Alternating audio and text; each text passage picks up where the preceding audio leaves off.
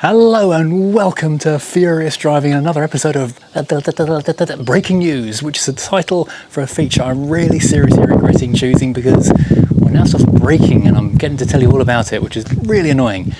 First thing that's broken is really not my fault and I'm really not happy about it. This time we're talking about the Mercedes. Keith, the car that never gets spoken about, actually got some damage on him, which was not my fault, I hasten to add. I'm really rather miffed. Now this doesn't look so bad now that I've given it a bit of a wipe, but it's actually quite nasty because I've taken the paint all the way down to the plastic of the bumper moulding, and it's all down here as well. I'd gone off to go and meet Mrs. Furious for lunch and parked near her work, came back and there's a huge white scrape all around the front of the car, all across there, so I guess a van had reversed past it and just clouted it. Obviously not left a note, not done anything, but you know, it's not something you can polish out. It is through the paint and down to the plastic. Down there, it's gouged the paint, and it's gouged the paint out just there. Luckily it doesn't seem to have, well, I don't know, it might have moved the plastic a little bit. Do you think it has now? I'm looking at it just here.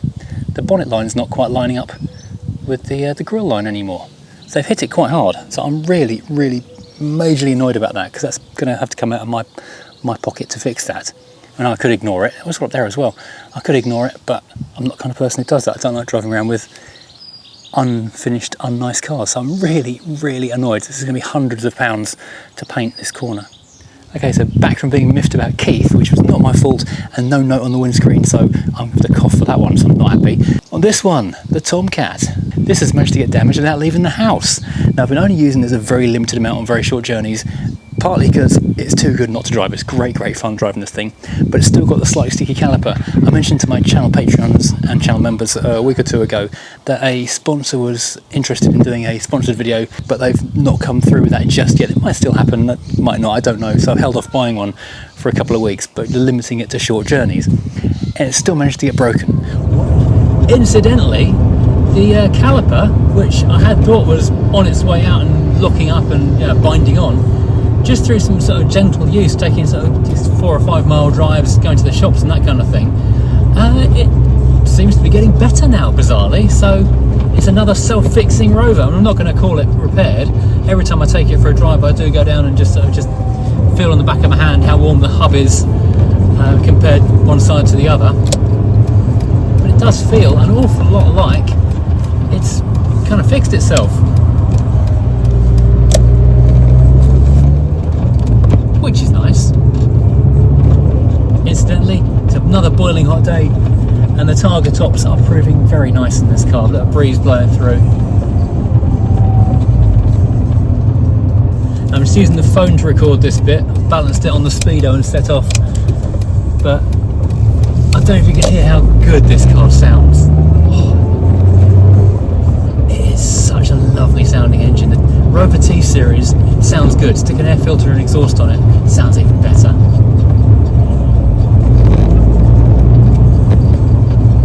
One of my old tripods is a bit dodgy, bit janky. One of the legs, when you pick it up, just folds in. When you put the tripod down again, it then topples over. I had forgotten I was using that one. I don't use that one very much anymore. I've got quite a lot of tripods knocking around. Forgotten I was using that one. I was filming with it in the driveway. I put it by the front door. I turned, I walked away, and as I got to the other corner of the car, I heard a thump, and it had toppled down and smacked with a big heavy metal head into the wing, and it's dented the metalwork. Oh, I'm so annoyed about that. So unhappy. The big scrape in the paint. It's continued to scrape there as it's fallen off. So yeah, that's really annoying. These are actually quite hard to come by, the coupe wings. They're different to the saloon and hatchback wings. A little bit of a difference down there. So really not at all happy about that. The only saving grace in this situation is this car does need a full bare metal respray anyway, so it's not the end of the world because it's got rust forming in various places around it and it's got scabby paint in loads of different places. So it does need to be bare metaled and redone, so it's going to get taken care of at some point. If it's one of the other ones with nice paint, I would have been much more annoyed, but I am still pretty annoyed. That's 2 bits of breakage for breaking news. Thirdly, not massively surprisingly, Alfa 159. This is meant to be a video about washing that one, giving that the major deep clean, giving it the mega shine it deserves. Instead it broke.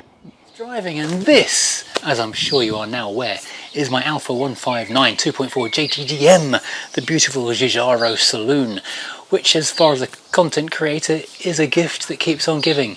This was meant to be a video about cleaning this car, and believe it or not, under the grotty sandy rain is actually quite shiny. I've got about halfway through, but being an Alfa of a certain age, and I am Alfa's biggest defender when it comes to saying that they're actually quite good really, the EGR valve needs fixing again, still not quite right, and yesterday the window fell out. So let's do those things today instead.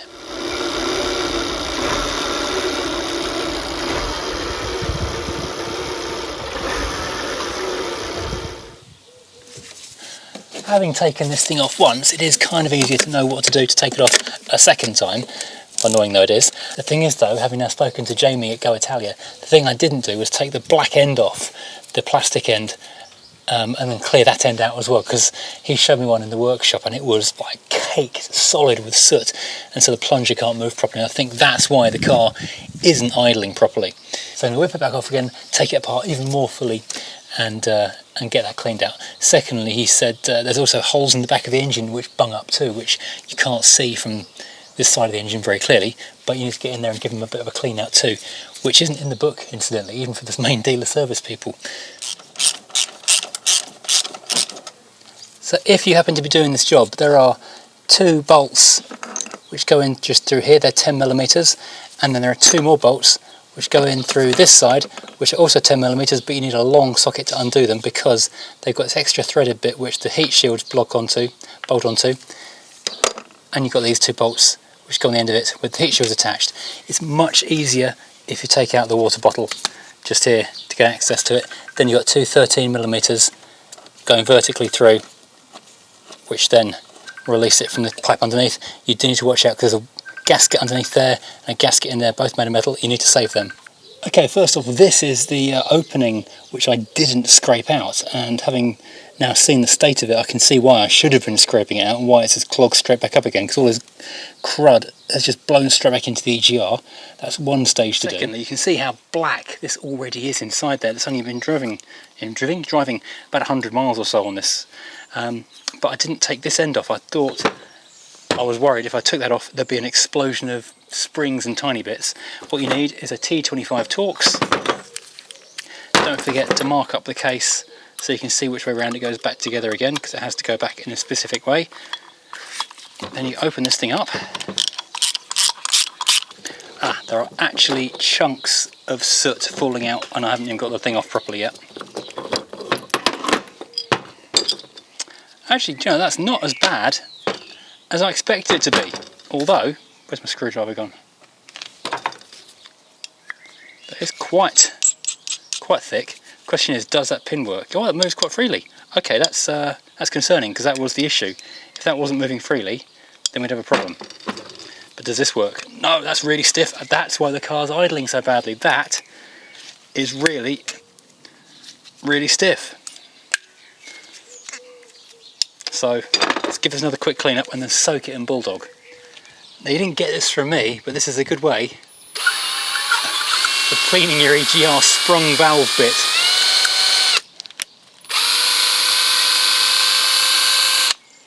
That is doused in a bit of Bulldog, and that is moving an awful lot smoother than it was before. I think I've solved our problem as far as this end is concerned anyway. There we go, actual smooth movement, which I'm not sure I really had properly previously. So now let's get that end smoothed out inside the engine bay. Could use an air compressor, but I can't find my hose, so we have to do it the old fashioned way with a screwdriver and make it dirty. Look at that, there's actual chunks. It's like coal mining in there. No wonder it was just clogging straight back up again. Okay, it's all back together. Let's fire it up and see if it idles any better than it did before.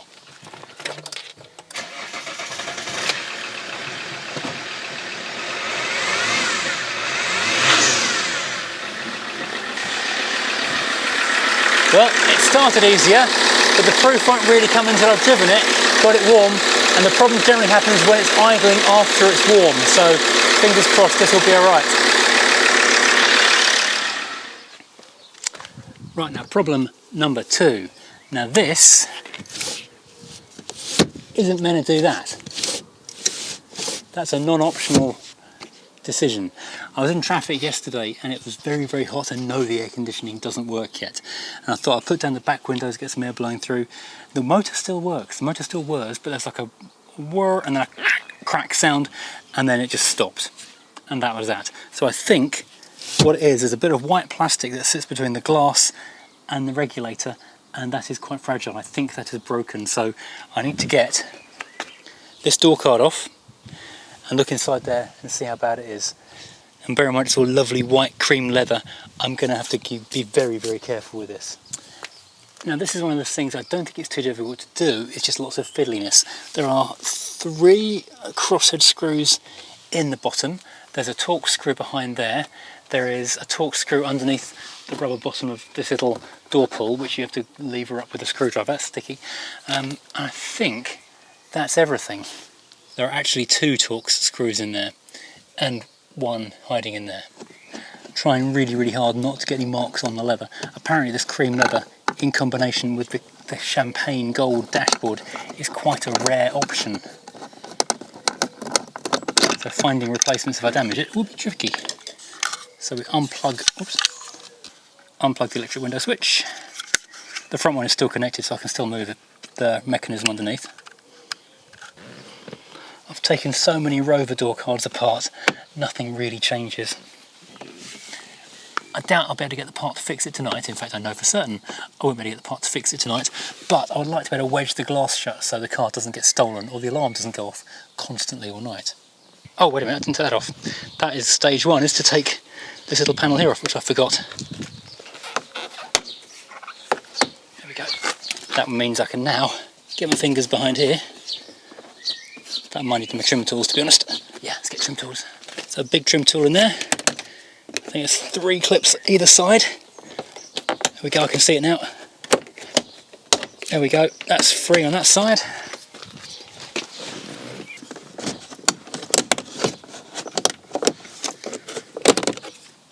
I think that should now be free. Oh, is there a 4th one? 3, no, that's everything. Ow, fingers are stuck. The guide I read didn't mention the 2 bolts that go straight in there, 2 T25 Torxes, and now it just lifts straight up and off. Ish, sort of up and off. Just detach or slide out this handle from the back of there, and we are now free. Now we can get to this bit here and see this inner panel with the 10mm bolts holding this metal cover on.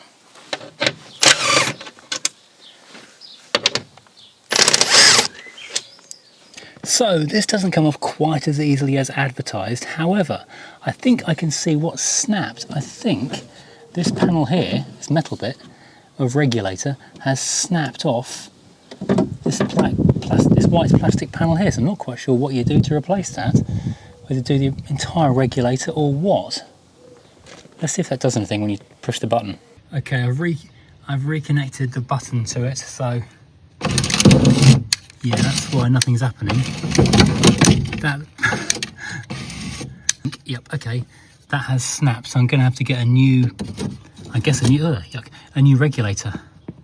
That'll be fun to install. Looking forward to that. Okay, what we have here is not what I would describe as an elegant solution, but it's one that's going to have to do the trick until a new regulator turns up in a couple of days' time. Right, I was just taking for a quick test drive to make sure the EGR was working well, and it was really, really good. And suddenly, it was like a bump and it lost power. The engine light came on and the have engine check warning came on. Even though it's got the engine light on, it has got a ton of power. There's no dead spot at 2000 RPM where there had been before. Don't know what's wrong with this thing. I mean, it just goes like stink. A little bit faltery every now and then though, it's odd. Don't know.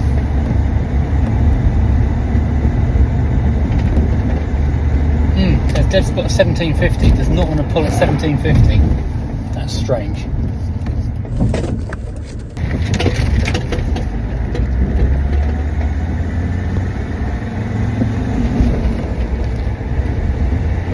hum, as they say. Hum. Hum and hum again. Okay, so I've broken out the Carly again to see if we can find out why the car was misbehaving when it was running so well with so much power for a moment, and then suddenly with like a lurch almost, it gave up on me.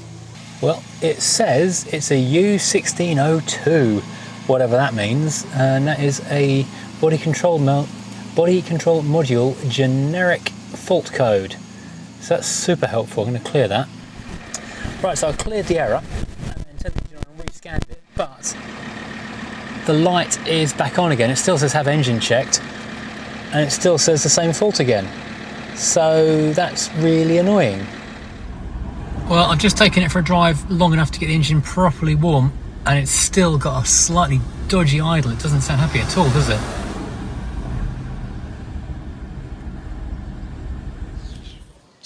Right, things have gone from bad to worse. I took it on the test drive to go and see if it was idling properly okay anymore, and it was better than it had been, but it still was by no means perfect.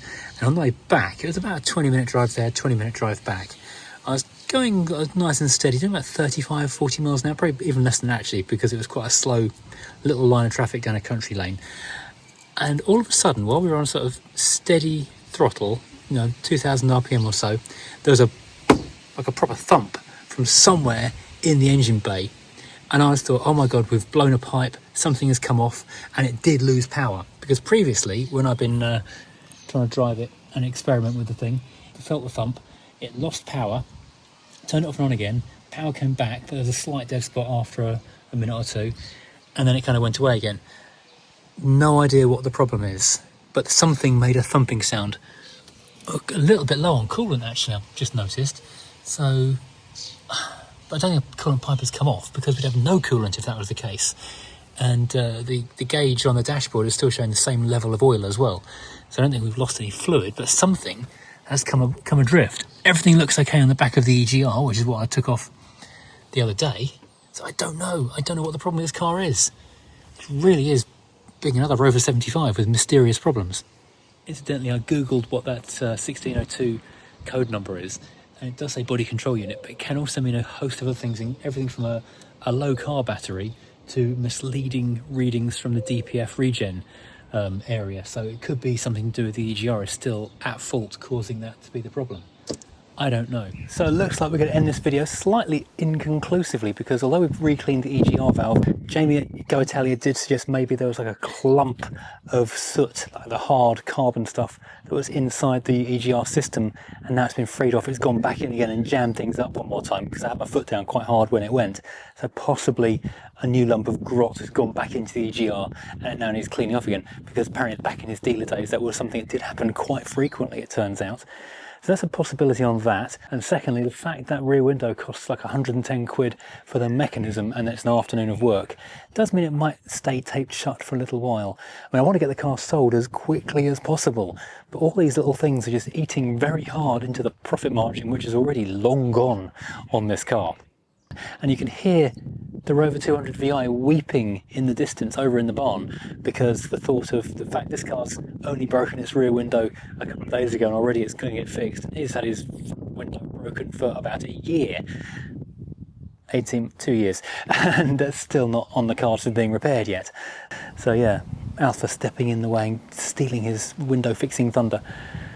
Oh well, anyway, so I'll leave this car here. Meanwhile, I've got other urgencies to take care of, because Volvo and MX-5 have both got MOT booked interfrastically, and they're going to need to be heading off to the garage fairly shortly, so I need to go and double check everything's good with them, because I'm going to have to dump them at the garage a day or two early, because I haven't got time to take them on the MOT day itself. So everything on them needs to be checked to make sure they're all good. Right, I'll say goodbye at this point. Thank you for watching, all that kind of thing. And yeah, any ideas why that doesn't work? And anyone can tell me where I can find a very cheap rear window winder mechanism for a 159, including the plastic bit. Thanks for watching and goodbye.